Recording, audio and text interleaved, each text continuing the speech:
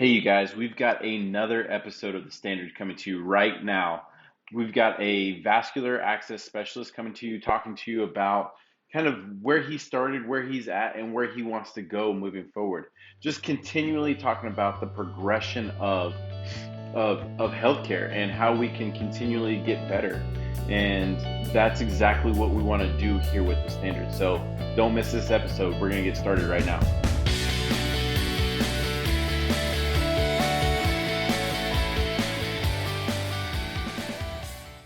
All right, you guys. Hey, we're coming back with another little interview, little episode of The Standard. You may have seen this guy. He is blowing up TikTok and all the socials right now. We've got the Vascular Guy. He has been gracious enough to spend some time with us and just chit chat and get to know him a little bit better and kind of where he's at in his practice and what we can do to kind of meet the elevated standards that we ultimately want to have in healthcare.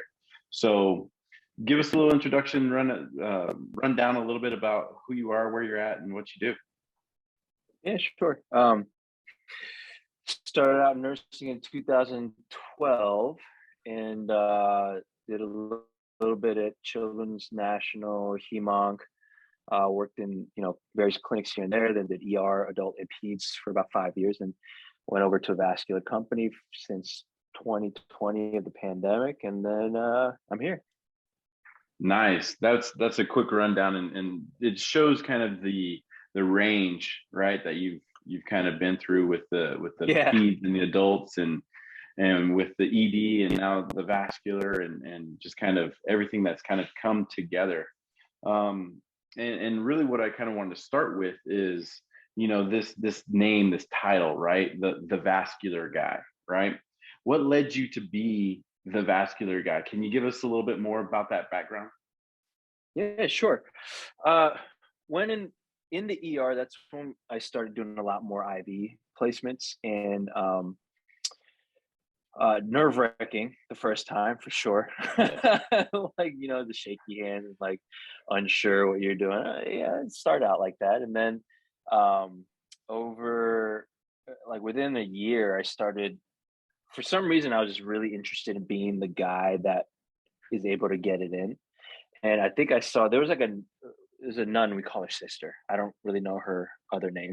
Okay. And she was the vein whisperer. So if no one else can get, and she's busy changing beds, restocking supplies, like basically working as a PCT. But if you couldn't get a vein, you would call sister. Like you would call the charge, you would like even charge nurse, the top inserters, if they couldn't get it in, sister would get it in one way or another. And so I looked at it, I was like, that's an interesting title, or not title, but like that's a really interesting skill to have that they rely on you for it. It's such an important skill to have. And so I was like, I like to be important. Right. So I just honed the skill, and those who do it and do it well, you got to be honest, it feels great when they can't get it in. You're the one that can get it in. So I kind of got a high off of that, and it felt really good to be the one to be able to get it in. And then ultrasound was introduced within a year of my employment in the ER. So for good about four years, which for everybody else, it's about 8. So meaning for about the 5 years that I've worked, I've probably inserted more lines and worked more hours than someone who's been there for about 10 years. Wow. Always OT, like 7 days in a row was a normal thing for me. Yeah, if you ask anybody that worked with me, I'm the overtime king. If they wanted to know how to maximize their financial revenue from that hospital, from that ER, they would come to me, and I tell them exactly what days to work, what hours to work to maximize how much money they can get from the hospital. I mean, you're a resource in multiple anyways, ways. My money's a big deal. Patient advocacy is also a big deal. So yeah, I'm always big into finance. Like, anyways, blah blah blah blah. So I got really good at it. Became the go-to. Me and 3 other guys were the go-to. One's now a rep for Bard. The other one's now managing the ER. And I'm here with this vascular company managing here. So Nice. Yeah.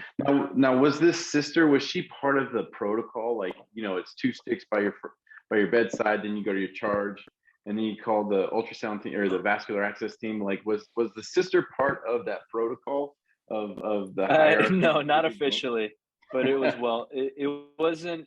It was unofficial protocol. Yeah, you call Yes. before the doctor puts in an EJ or an IO. You call sister.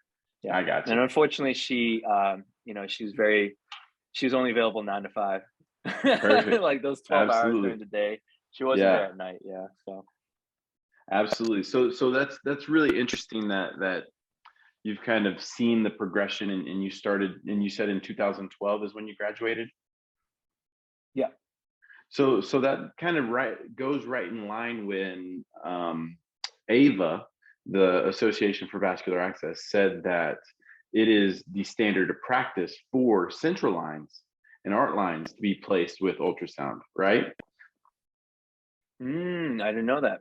So So I'm that's glad that they about did because it makes sense. that's about the same timeline there, and it's really interesting that your facility was able to adopt that ultrasound so quickly, right? Because you said that they started doing ultrasound within your first couple of years of working at that facility.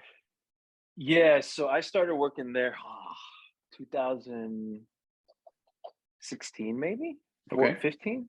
I forget when, but immediately after I started, about a year in, yeah, they were introducing the ultrasound machine.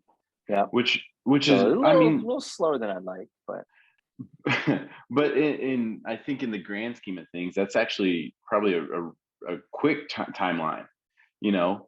And so was your hospital a big proponent of ultrasound, not only for central access but for peripheral as well? uh, probably, I think so because every time a resident came into play, even the intensivist placing lines, they always use the ultrasound. So Yeah. it was definitely a prevalent thing in our hospital. Yeah, for sure. And that's so going from, so I'm just trying to get the timeline right here, right? So graduation 2012, about 3 or 4 years, 15 to 16, right? Somewhere in there, you've been doing PIVs blind, right? Hmm. How was it transitioning for you, going from I want to be that go-to guy that can be this vein whisperer, right? Not necessarily to be on sister's level, but to kind of get to that point. How was the transition for you to go from, oh, I'm really good at this, even blind, why do I need to use ultrasound, this technology, when I'm already so good without it? Because even if I was good, you're never good enough. Like our patient population veins have been diminishing over the past 50 years, is my guess. I don't know if there's much studies on this, but I preach that vein depletion has been increasing because I think, and this is totally anecdotal, totally an opinion, because our IV medication and therapies has increased dramatically in the last 50 years. Like I think is somewhere between 20 IV routine medications versus 400 or more now that we're doing routinely. It's not even Wow. just pressors. It's like antibiotic choices, chemo. It's a lot of medications that we're giving through the IV, way more than we did in the last 50, 60 years.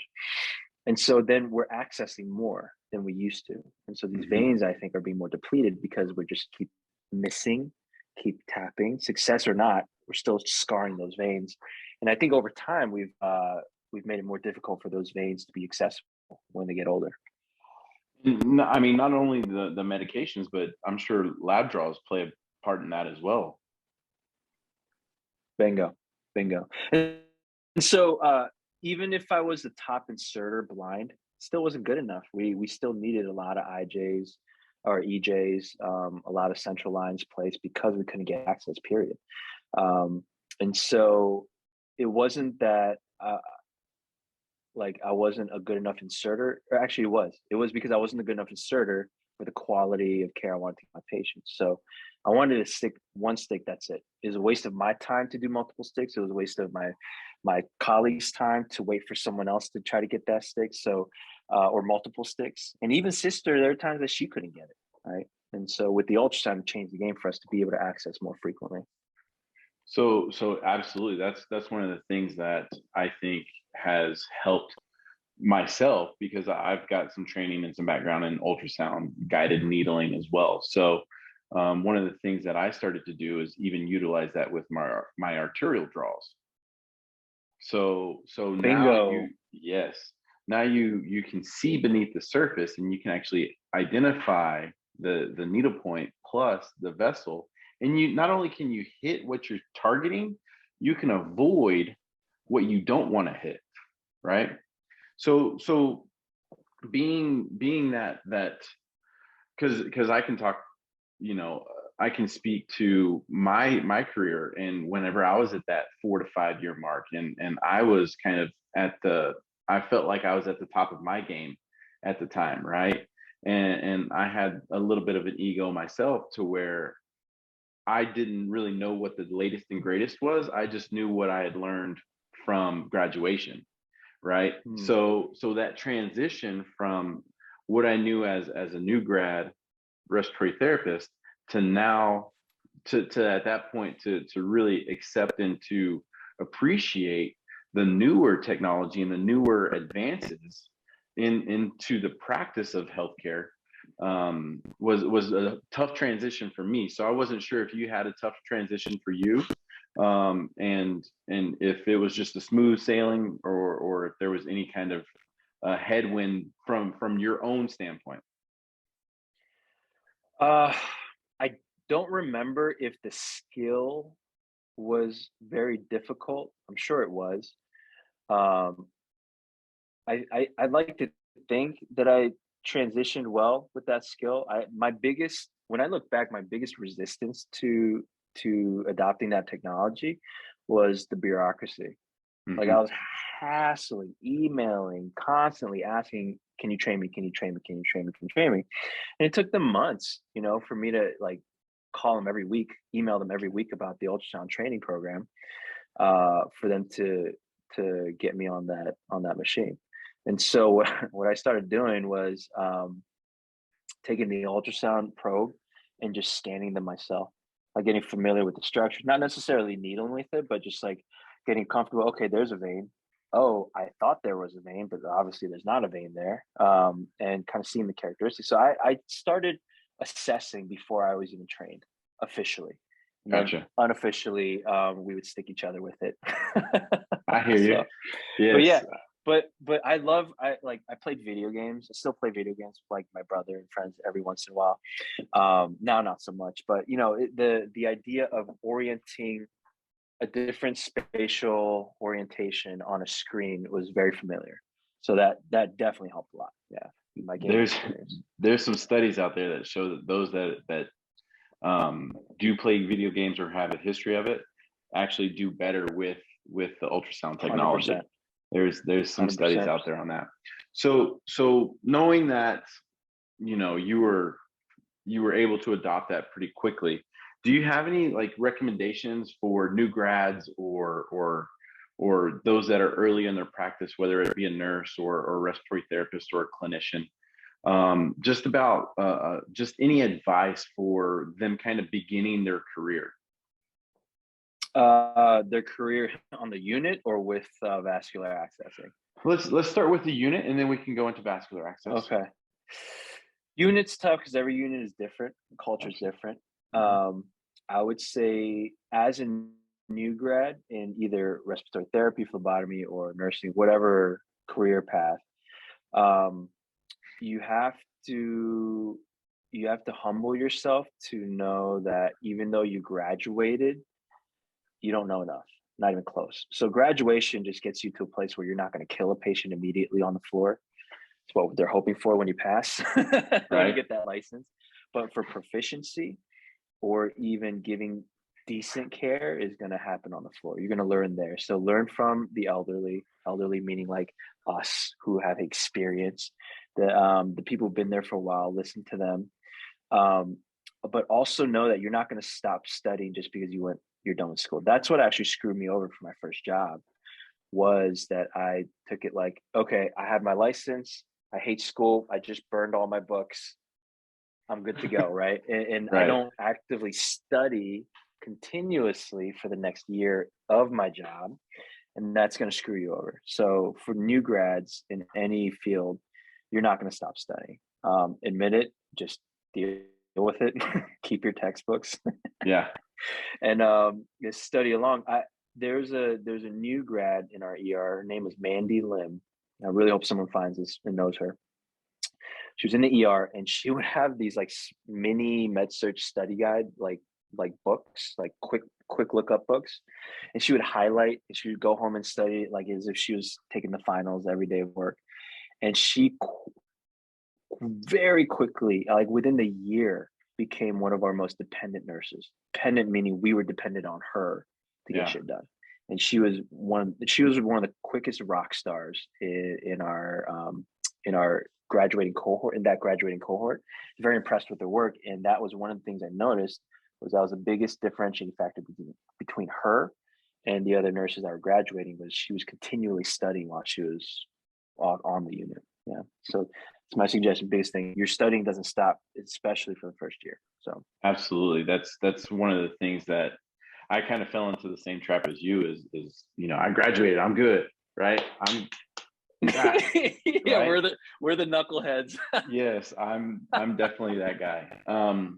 But to what came out of that and what I realize now is, when you pass your boards, when you pass your NCLEX for nursing, when you pass what they call the CRT or the RRT and the ClinSims for us, right? When you get those credentials and you get your license, that's you're deemed minimally competent, minimally, right? But I came out thinking, oh yeah, I've got this, right? I've got it figured out.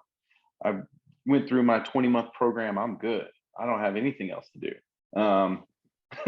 When you have a career and they call our profession, our craft, they call it a practice, because you never get it perfect, right? So you have to continually be able to adapt and adopt to what's going on, and just continue to grow. And I think your advice on continuing to study, and then also you said another word, it was humility. You have to have the humility to recognize that you're going to continue to grow in this too. So those are some really, really cool points there that that I'm glad you brought up. So so now that you're in kind of a different role with the vascular access, what would you say to those that are just starting their needling, just kind of getting used to the needling techniques, whether it be for IV, lab draws, arterial, if you're going mids, picks, centrals, whatever you're doing. So how would you kind of navigate that? So going beyond blind sticks, I'm assuming is what we're talking about, right? Correct. Into more advanced vascular procedures, I would say your biggest and most important thing is getting oriented with the ultrasound. So I was training someone last night, and I explained it like this: like a samurai has a sword, but his ability on that sword is different. Like, yeah, he can pull it out, he can swing it, versus he can cut a apple, versus he can cut a person, versus he can cut 10, 20 bamboo sticks, right? So there's different levels. We all have the same tool. We all have an ultrasound probe. Not every ultrasound probe is different, sure, but it's an ultrasound probe, AKA it's a samurai sword, right? But what you can do with it, there's whole different levels of it, right? So just because you're good at the transverse view, you got to get good at sagittal view too. That depends on, let's say metaphorically, it's, even though samurai can swing one way, he might be not as proficient as swinging the other way, right? So he needs to be well trained in both to be a better master swordsman, right? So right. For our inserters, you have to start getting used to more difficult views, but also mastering that skill. And it's not about the years that you're putting into it, because someone could be doing it for 5 years and only stick 5 people once a year. Years don't matter. So in our training program that I'm developing with our company is going to be the number of sticks to success ratio to how successful it is for the life of the treatment. So we're using all those factors to determine how skilled that person is, not by how many years they've been with the company, because that doesn't mean anything to me. Absolutely. Go ahead. So starting out, so when you guys are starting out, get really good at assessing with the ultrasound. Okay. There's different tricks to like the ultrasound. And you'll learn over the years these tricks after you've gotten really good at your specific technique. Like rocking the baby, right? That probe and its angular orientation does make a difference on what you can visualize and what cannot. Okay, so I go over that. We don't have to go into detail with all that. There is benefits to going sagittal versus transverse. If you're stuck and only can do transverse, you're not going to be able to do more advanced procedures like the axillary vein and the IJ. Like you can't do those if you can't do long view because it's much safer to go long view or sagittal, right? So there's little things like that. Knowing the characteristics of where your needle tip is, even if you can't rock the baby. So there's all those little different tricks that you have to learn over the years. That ultrasound image, being very familiar with that ultrasound image is huge. One of my biggest pet peeves is the inability of a clinician, and myself included. By the way, everything I talk about, I may sound confident because I just know how to speak. That's the only thing I'm confident at, is I know how to talk. But everything else is always exceptions. You know, medical world is a very gray area. So when I talk in absolutes, I don't believe in absolutes. Okay, so it's just easier for me to talk this way. But when you're looking at these different views and different ways of doing things, you have to try all those things and master all those things to be able to get safer for the patient.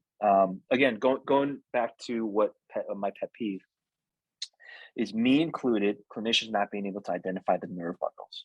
Okay. That is, you can tap an artery by accident and know it and pull it out and recover. Just put pressure, go to a different site, no problem. If you ignored it and you didn't know that you cannulated into an artery and you infuse medications like you thought you were in a vein, that can get dangerous, right? But again, not life-threatening, as long as you don't keep it going, right?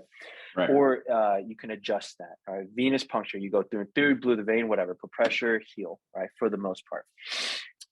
But for a vein, when you go and puncture that vein and ignore that pain that the patient's experiencing, you cause what I call, I don't know if it's medically termed, but status pain. Like you've heard of status asthmaticus as an RT, status epilepticus. Status pain is a real thing. There are horror stories that I've heard firsthand from clinicians whose patients have had intractable pain, as if that needle was going through that nerve bundle for months, if not years. So they're constantly having that pain, and morphine does very little for it because it's a direct nerve pain. So, or even nerve innervation issues. So even controlling that part of the hand has been an issue for patients whose veins were punctured through. It's one of the inherent risks technically, but it's one of the things that I think that clinicians are ignoring. That risk diminishes tremendously if you're able to see the nerve bundle, right? Using the ultrasound, you're able to identify that and you can avoid that. You know, we kind of opened this up with, you know, using ultrasound is fantastic for avoiding, you know, as much as you want to hit your target, you want to avoid just as much. So I mean, that's fantastic. So I think I cut you off. Finish your thought on what you were talking about with. No, that's good. That's good. My thought's done.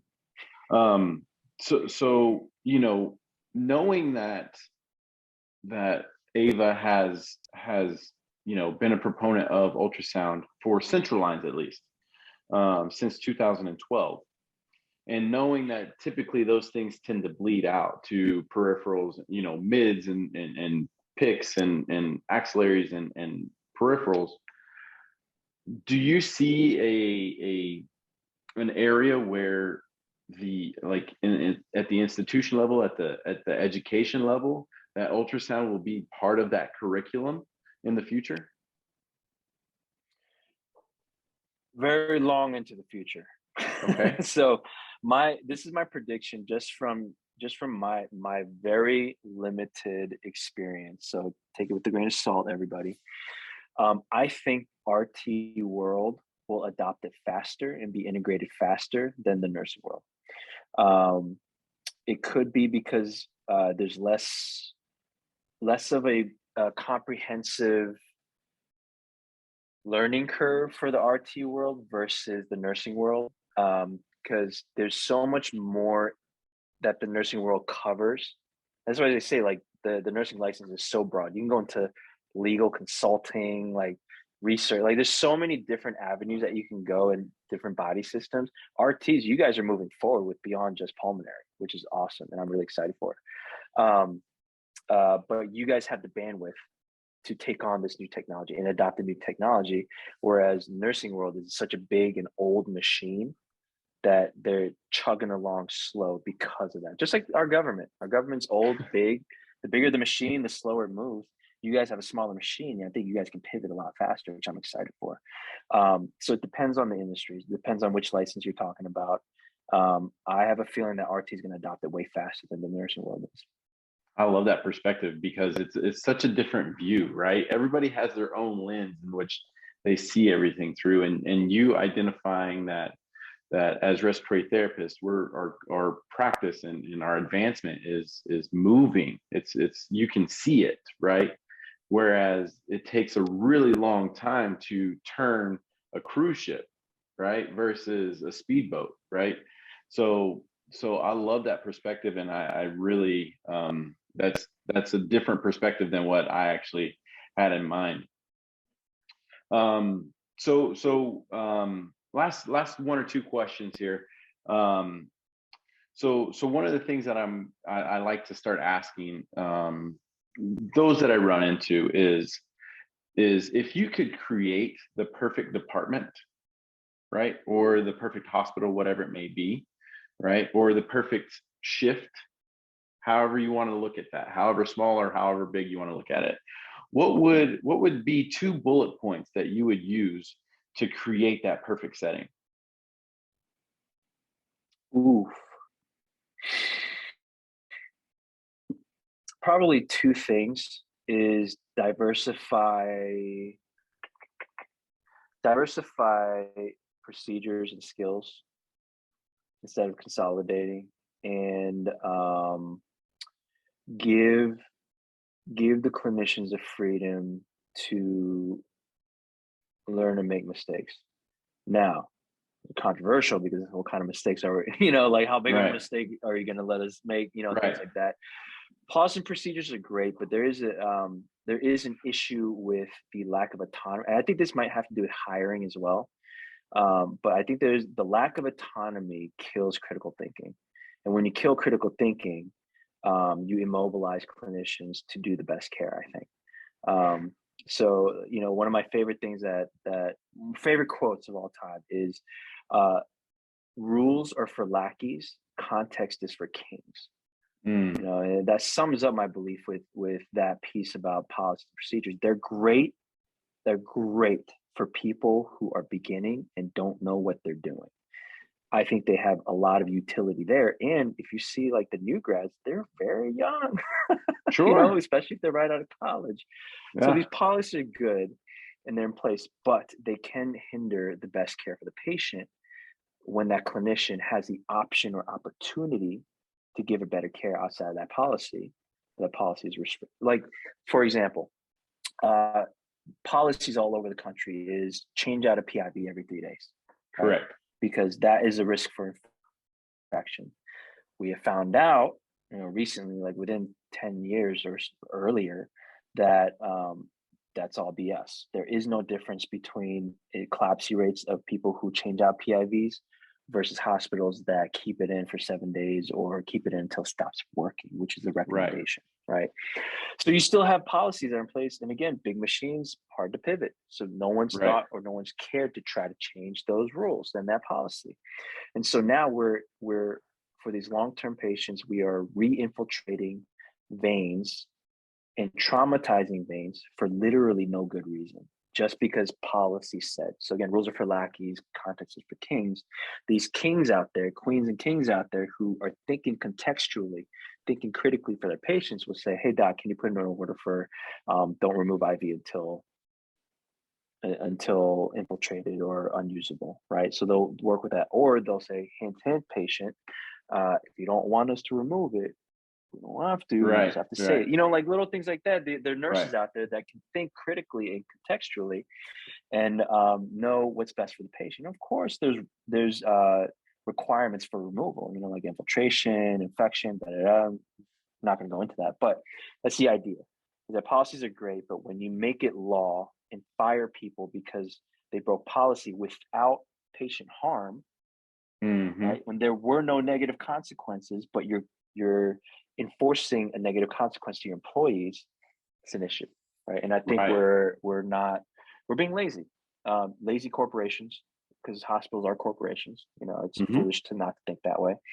And so, I think if we change that and encourage critical thinking and encourage dialogue, teamwork, right? Like, hey, doc, I think we should keep it. Doc's like, well, he's got poop. He keeps pooping all over his veins or throwing it around. I think we need to change it.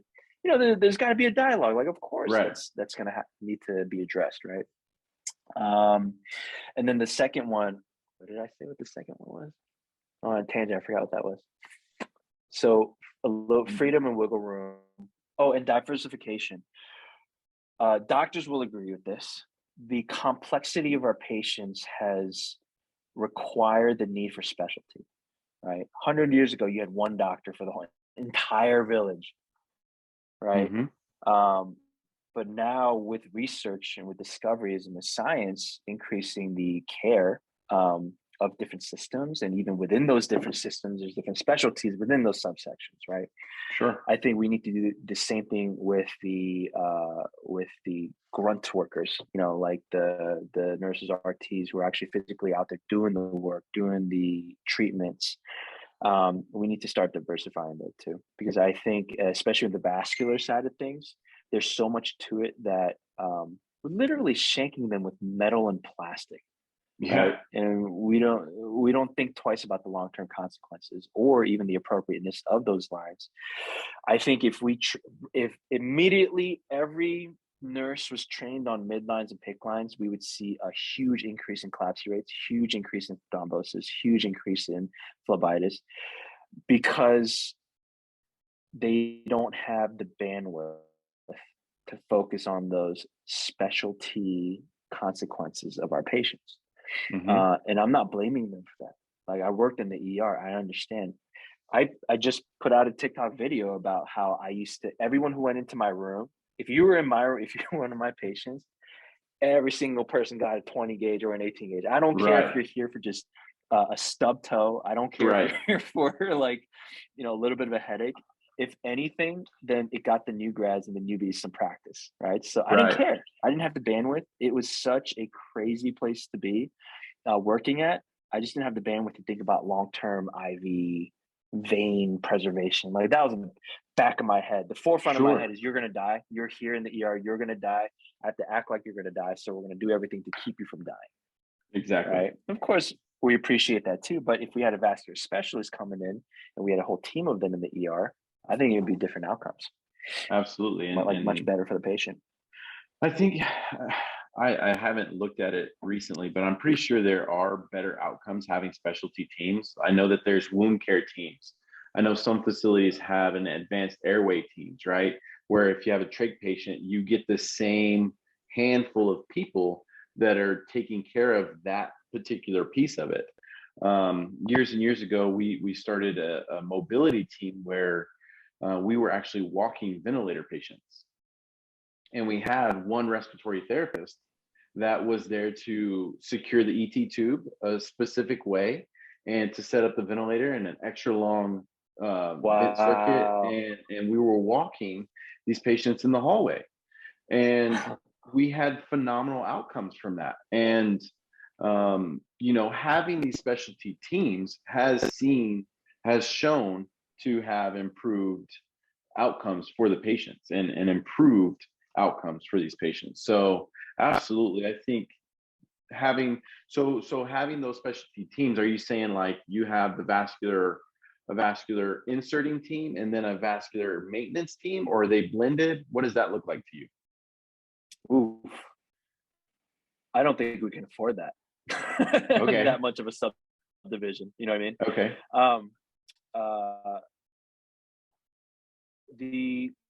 let's just say the nursing world, because I'm familiar with that. Sure. Um, one nurse is required to do so much more than they used to, like 40, 50 years ago, right? Correct. But so we're doing, I think, especially in the ER, we're doing what should be required of four other people, three or four other people. Mm-hmm. Um, like you said, we're doing wound care, we're doing IVs, vascular stuff. We're doing Titrations, you've got maintenance. PT, Yes. titration, medication, RT stuff, like respiratory. We're doing so much of that where in other units or other hospitals, there's specialties for. We're doing all of that at once. And Mm-hmm. so the outcome is poor in the ER because of that. Now, there is the issue of budget. There is the issue of we can't subdivide it because we don't have the money for it, right? Right. I get that. So that's not a problem that I know how to fix, but I think it would be nice to figure out. Because I know when I was in the ER, your wound, if you weren't sent up in a week from when I dressed it, that thing was probably going to get infected. Right. I would have done the best I could, but when my other patient is crashing, and the one next to you, the other one next to you in the other room is literally a homicidal, suicidal, trying to bust out of the room, which I've had to Mm-hmm. do whole takedowns on patients, right? I don't have time to think about the perfect wound care technique. And this is where wound specialists really could have helped a lot in the ER. But we don't have those resources because we can't pay for it. Right. We can't afford Right. it. And people don't want to Well, come down to the dungeon. So man, whenever I first started my career, I loved being in the ED. I did. I really wanted to be that person that had an answer and you didn't have to look it up. Right. So yeah. that was me. I really pushed for that. I think that kind of led to a bit of an ego, right? Whenever I talked about not being able to transition from, hey, this is what I learned in school, this is what I knew, versus this is what the better practice is, because I just built that up because just the mentality and the mindset that I had in the emergency department was that, hey, I've got to know this stuff now, right?